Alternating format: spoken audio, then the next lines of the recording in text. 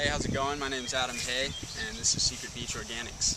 I moved here from California 2 years ago, not knowing anything about farming, and I basically put in this 25 acre fruit orchard with just me and my dad and a couple other guys who are passionate about the same thing. And we created basically a cornucopia for all different types of tropical fruit all around the world.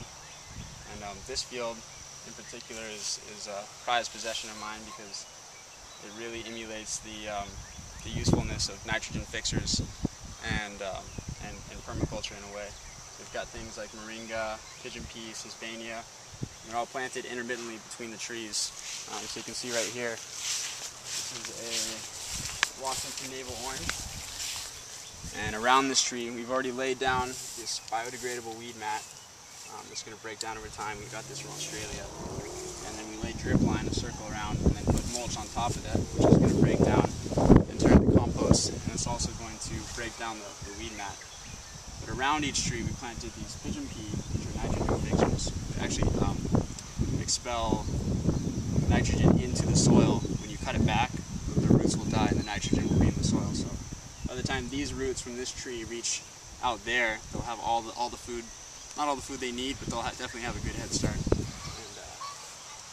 And so yeah, we've got pigeon pea, which is a type of sesbania right here.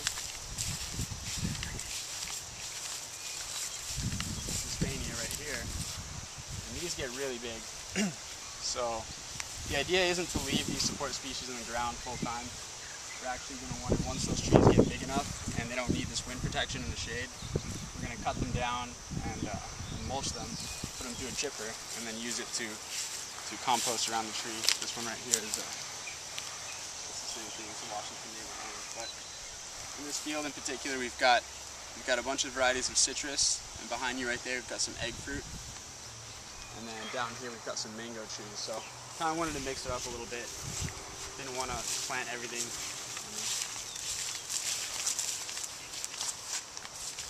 Didn't want to plant everything of the same species right next to each other, so that way for like bugs, you know, like when they do monocrops, you've got the same bug that'll wipe out a whole crop. So if you plant a whole field of mangoes and there's something that likes that mango tree, it's going to have all that food around it, so it's going to attack every tree. So we like to keep it a little bit diverse. This is the egg fruit right here that could use a little hand, but gotta get back to that guy. This right here is moringa. This is it's a wild weed that grows here. It's also a nitrogen fixer.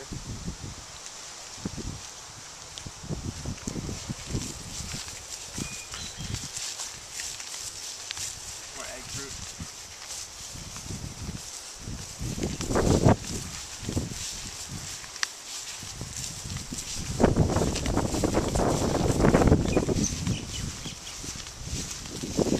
So here's our first mango.